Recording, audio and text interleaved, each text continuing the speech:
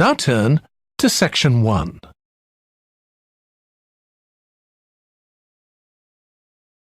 Section 1.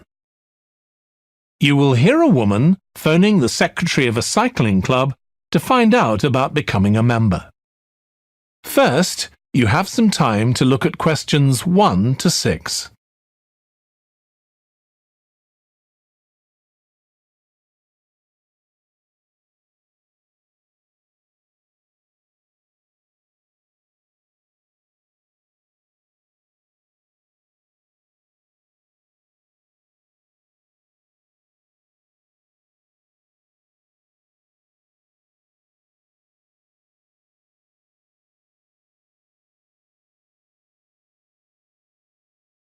You will see that there is an example that has been done for you. On this occasion only, the conversation relating to this will be played first. Hello, South City Cycling Club. Oh, hi. I want to find out about joining the club. Right, I can help you there. I'm the club secretary and my name's Jim Hunter. Oh, hi, Jim. The club secretary's name is Jim Hunter, so Hunter has been written in the space. Now we shall begin. You should answer the questions as you listen because you will not hear the recording a second time.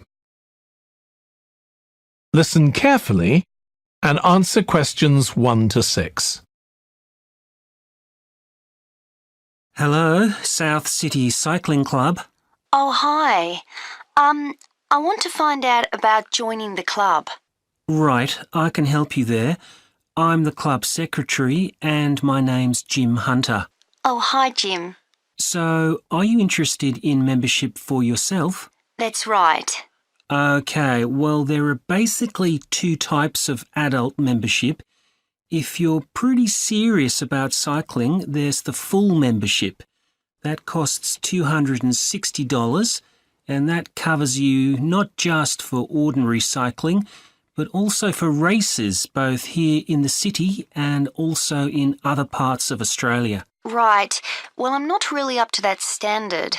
I was more interested in just joining a group to do some cycling in my free time. Sure, that's why most people join. So in that case, you'd be better with the recreational membership. That's $108 if you're over 19 and $95 if you're under. I'm 25. Okay, it's paid quarterly and you can upgrade it later to the full membership if you want to, of course. Now, both types of membership include the club fee of $20. They also provide insurance in case you have an accident, though we hope you won't need that, of course. No. Okay, well, I'll go with the recreational membership, I think, and that allows me to join in the club activities and so on. That's right. And once you're a member of the club, you're also permitted to wear our kit when you're out cycling. It's green and white. Yes, I've seen cyclists wearing it. So can I buy that at the club? No, it's made to order by a company in Brisbane. You can find them online. They're called Jerry's. That's Jerriz. You can use your membership number to put in an order on their website. Okay. Now, can you tell me a bit about the rides I can do? Sure. So we have training rides pretty well every morning, and they're a really good way of improving your cycling skills as well as your general level of fitness. But they're different levels. Level A is pretty fast. You're looking at about 30 or 35 kilometres an hour. If you can do about 25 kilometres an hour, you'd probably be level B. And then level C are the novices who stay at about 15 kilometres per hour. Right. Well, I reckon I'd be level B. So when are the sessions for that level?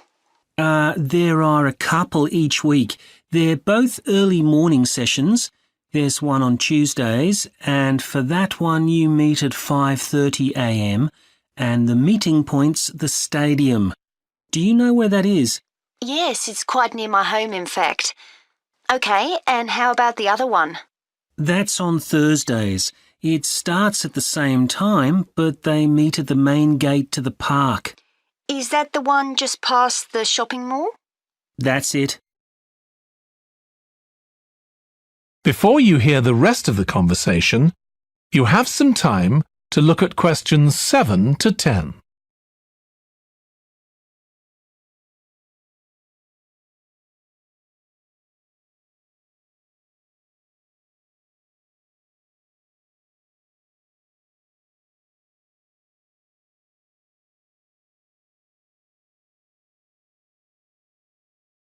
Now listen and answer questions 7 to 10. So how long are the rides? They're about an hour and a half, so if you have a job, it's easy to fit in before you go to work. And the members often go somewhere for coffee afterwards, so it's quite a social event. Okay, that sounds good. I've only just moved to the city, so I don't actually know many people yet. Well, it's a great way to meet people. And does each ride have a leader? Sometimes, but not always. But you don't really need one. The group members on the ride support one another anyway. How would we know where to go? If you check the club website, you'll see that the route for each ride is clearly marked. So you can just print that out and take it along with you. It's similar from one week to another, but it's not always exactly the same. And what do I need to bring? Well, bring a bottle of water and your phone. You shouldn't use it while you're cycling, but have it with you. Right. And in winter, it's well before sunrise when we set out, so you need to make sure your bike's got lights. That's okay. Well, thanks, Jim. I'd definitely like to join. So what's the best way of going about it? You can... That is the end of section 1. You now have half a minute to check your answers.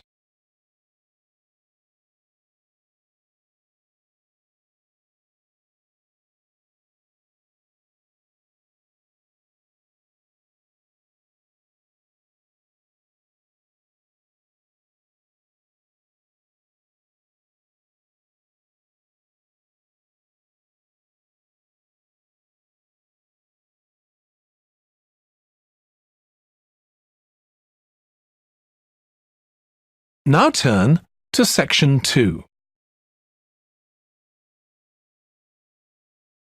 Section 2. You will hear a manager in a company talking to employees about volunteering for charity work. First, you have some time to look at questions 11 to 16.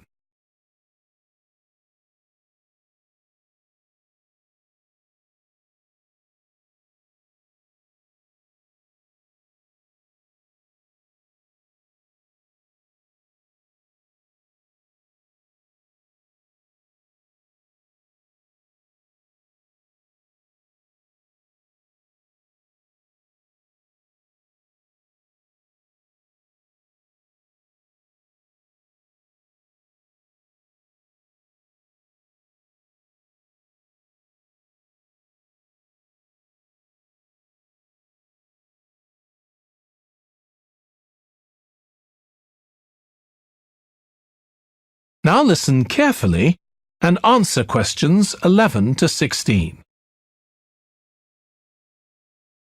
Thanks for coming, everyone. Okay, so this meeting is for new staff and staff who haven't been involved with our volunteering projects yet. So, basically, the idea is that we allow staff to give up some of their work time to help on various charity projects to benefit the local community. We've been doing this for the last 5 years, and it's been very successful. Participating doesn't necessarily involve a huge time commitment. The company will pay for 8 hours of your time. That can be used over 1 or 2 days all at once, or spread over several months throughout the year. There are some staff who enjoy volunteering so much, they also give up their own free time for a couple of hours every week. It's completely up to you. Obviously, many people will have family commitments and aren't as available as other members of staff. Feedback from staff has been overwhelmingly positive. Because they felt they were doing something really useful, nearly everyone agreed that volunteering made them feel more motivated at work. They also liked building relationships with the people in the local community and felt valued by them. One or two people also said it was a good thing to have on their CVs. One particularly successful project last year was the Get Working project. This was aimed at helping unemployed people in the area get back to work. Our staff were able to help them improve their telephone skills, such as writing down messages and speaking with confidence to potential customers, which they had found quite difficult. This is something many employers look for in job applicants, and something we all do without even thinking about every day at work. We've got an exciting new project starting this year. Up until now, we've mainly focused on projects to do with education and training. And we'll continue with our reading project in schools and our work with local charities.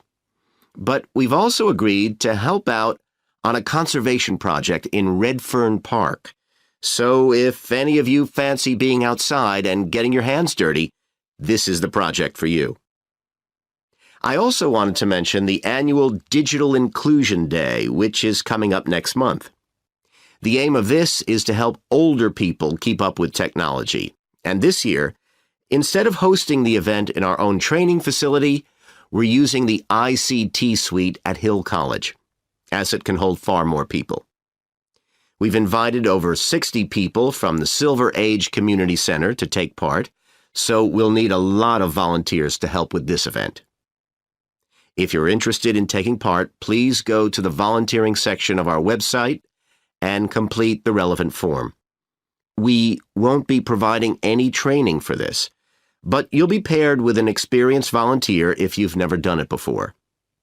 By the way, don't forget to tell your manager about any volunteering activities you decide to do. Before you hear the rest of the talk, you have some time to look at questions 17 to 20.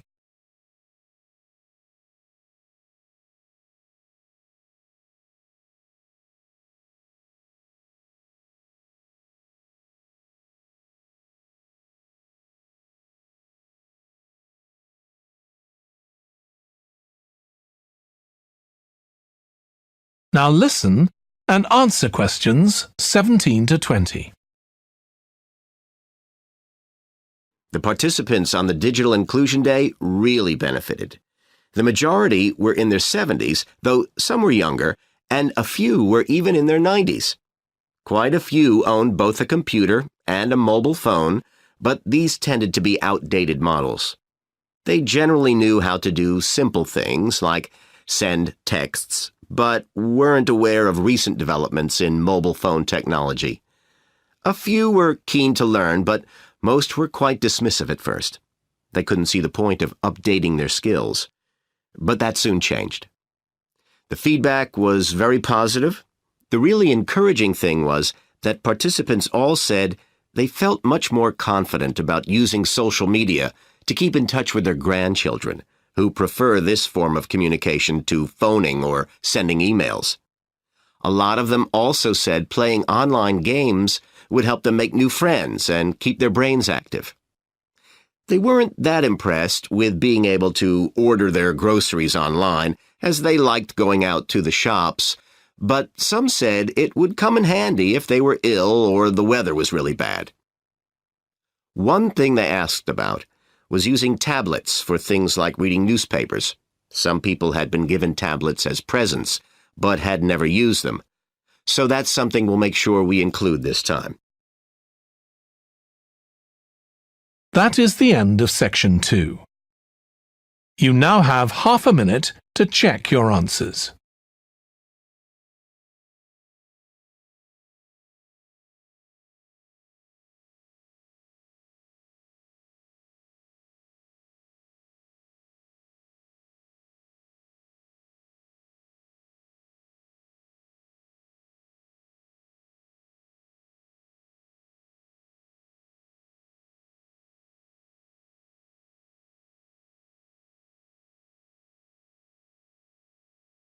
Now turn to Section 3.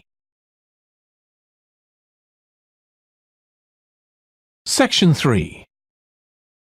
You will hear a student called Russ consulting his tutor about a presentation he is preparing on nanotechnology, the study of materials on an extremely small scale. First, you have some time to look at questions 21 to 25.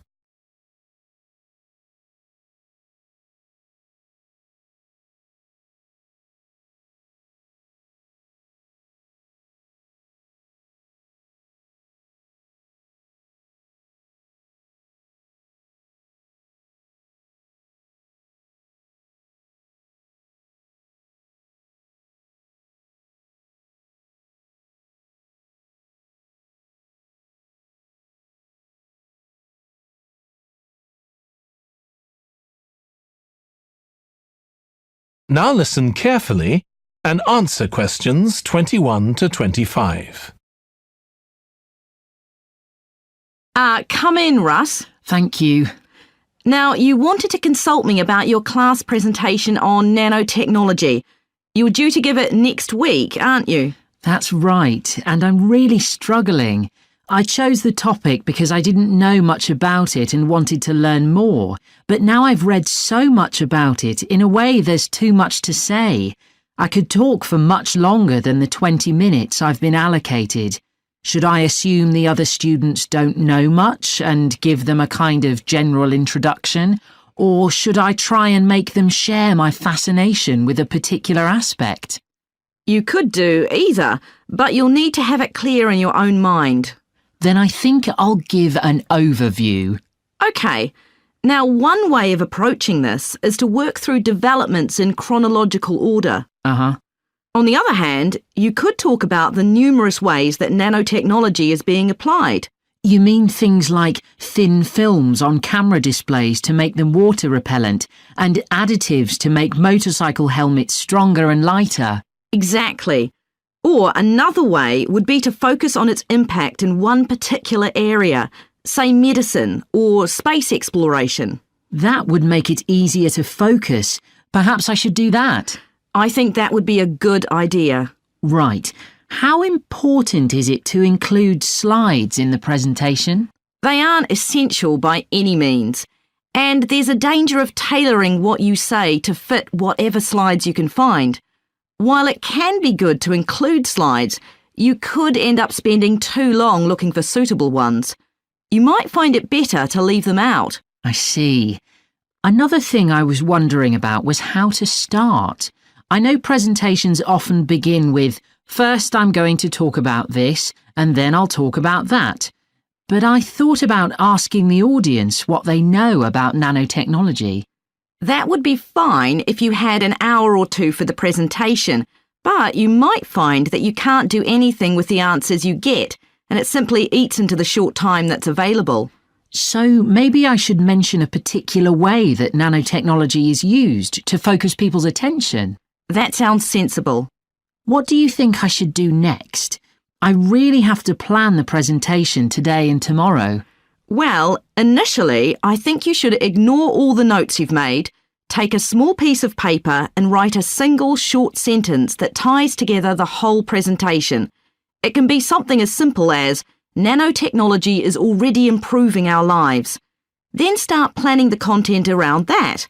You can always modify that sentence later if you need to. OK. Before you hear the rest of the discussion, you have some time to look at questions 26 to 30.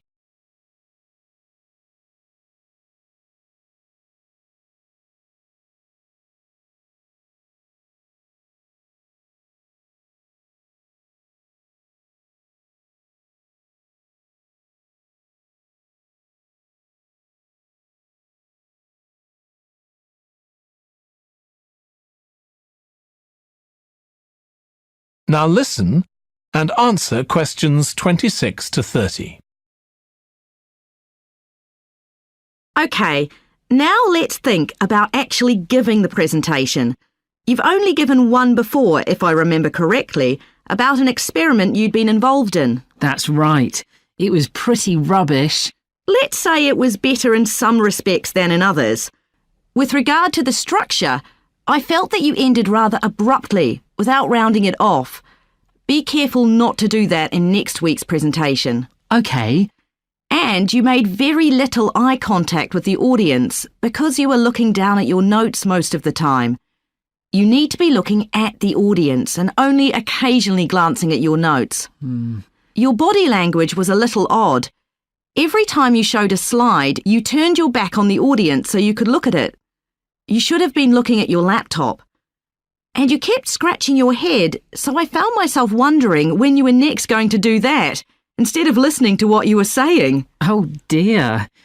What did you think of the language? I knew that not everyone was familiar with the subject, so I tried to make it as simple as I could. Yes, that came across. You used a few words that are specific to the field, but you always explained what they meant, so the audience wouldn't have had any difficulty understanding. I must say, the handouts you prepared were well thought out. They were a good summary of your presentation, which people would have been able to refer to later on, so well done on that. Thank you. Well, I hope that helps you with next week's presentation. Yes, it will. Thanks a lot. I'll look forward to seeing a big improvement then. That is the end of section 3. You now have half a minute to check your answers.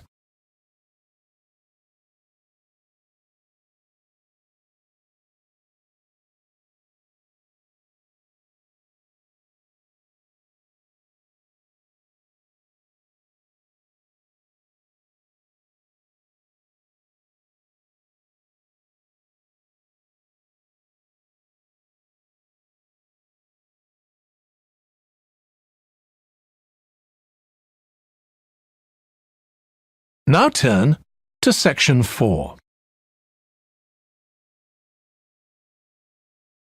Section 4. You will hear a lecturer in psychology talking about a type of memory.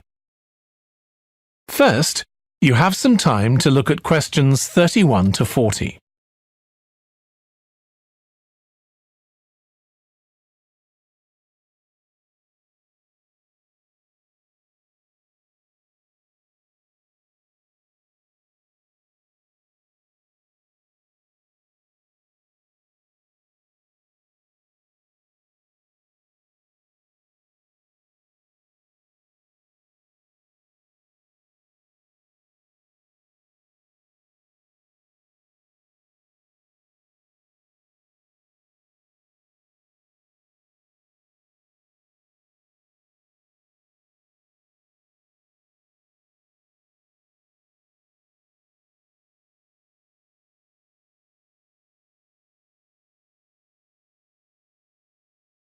Now listen carefully and answer questions 31 to 40.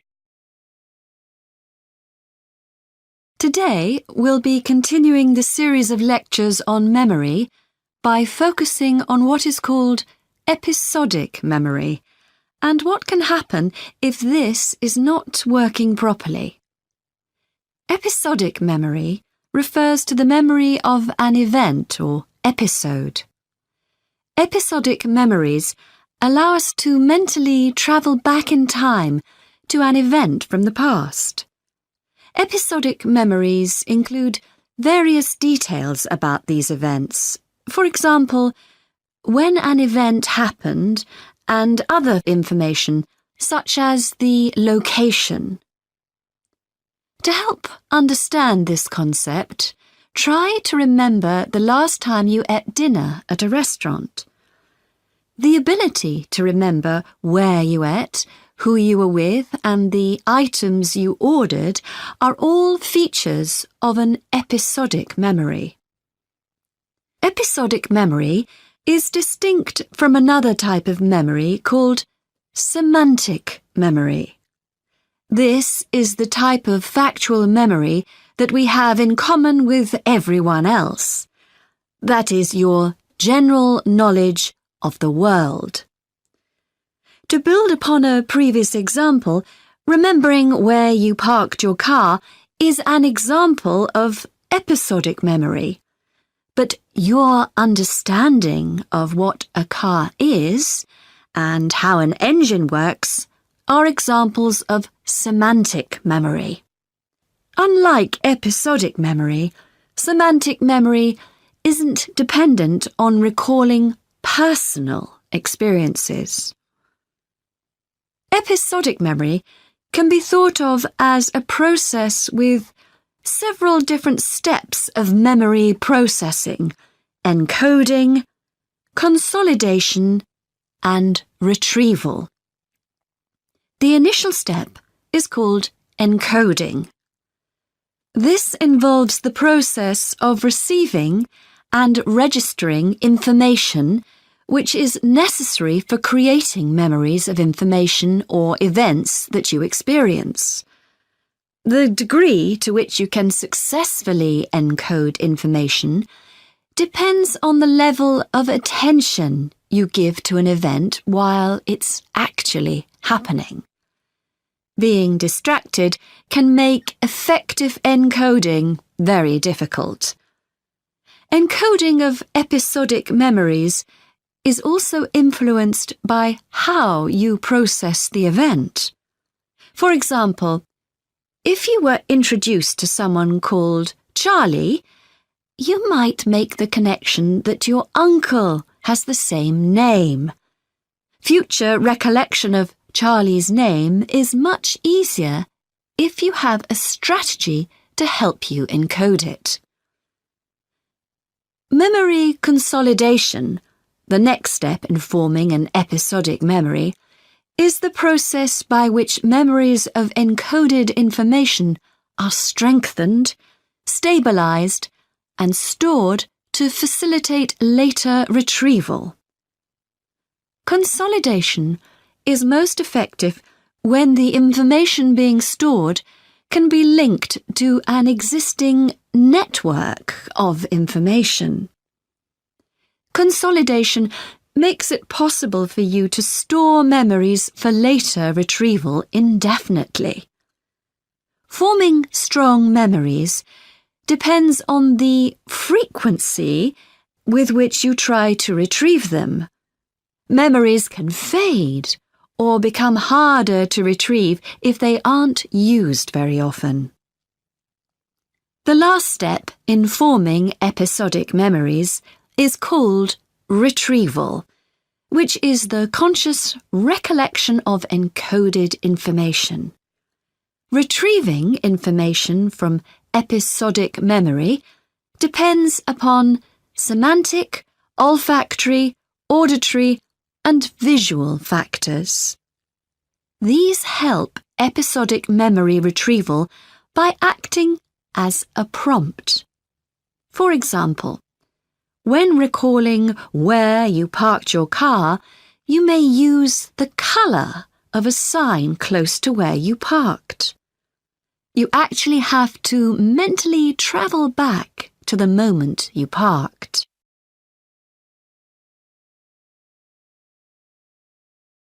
There are a wide range of neurological diseases and conditions that can affect episodic memory.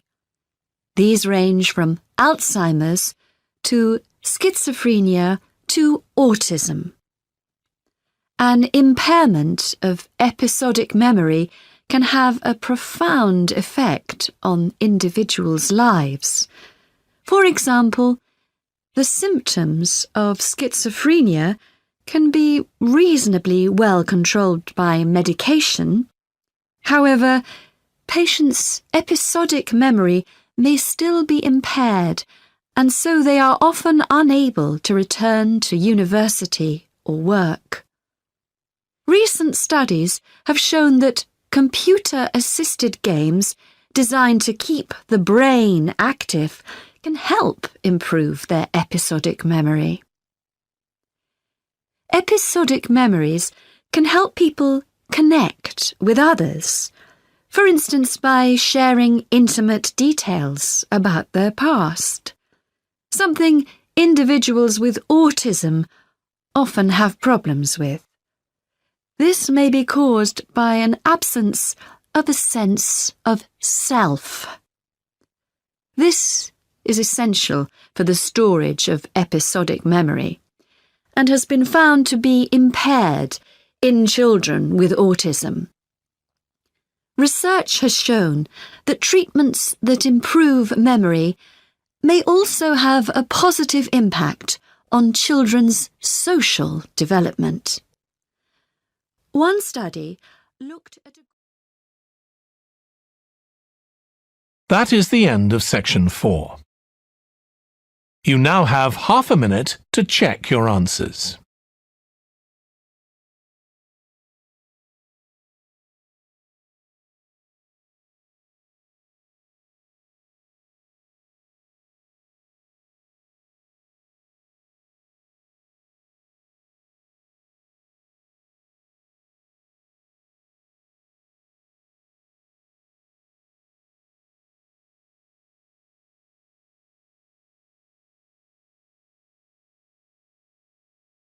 That is the end of the listening test. In the IELTS test, you would now have 10 minutes to transfer your answers to the answer sheet.